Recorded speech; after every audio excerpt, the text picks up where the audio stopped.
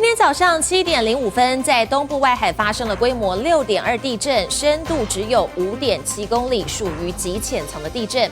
这也是今年气象署监测范围内规模最大的地震，也是今年第一起规模6.0以上的地震。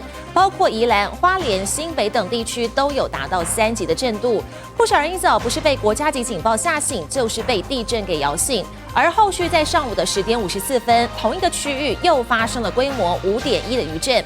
气象署地震测报中心表示，不排除在5天内还会有规模5.5到6.0的余震发生。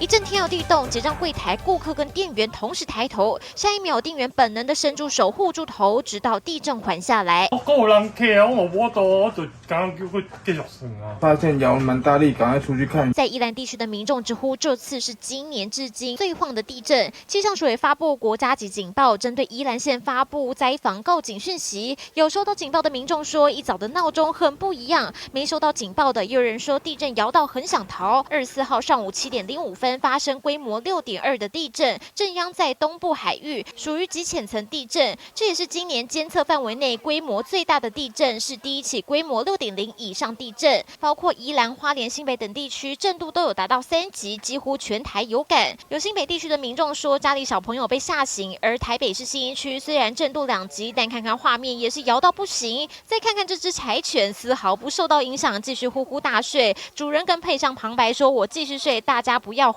也有专家分析，为何台北感觉这么晃？外海这边呢，地震呢，经常会造成台北的摇晃力比较厉害的话，主要是我们震波的行经的路线是有关系的。那当然，我们称为长子效应。菲律宾海板在花莲的一个北边这一边开始往下隐没下来，所以在浅到深都有地震会发生。那今天这个地震大概就是比较浅的。就在隔不到4小时，上午10点54分又发生小区域地震，规模5.1，不过这次最大震度只有1级，震央跟早上7点05分那起接近，都在冲绳海沟附近。历史上1920年这个地区也曾发生过规模8.2地震，就是整个破裂面很大的话，是规模是可以达到8.2的。然后2022规模6的那个地震有12起，所以今年这是第一起规模6.2的地震。我们在去年其实我就有说我们今年规模6的那个地震会比较少，累积在那个断层里面的这个能量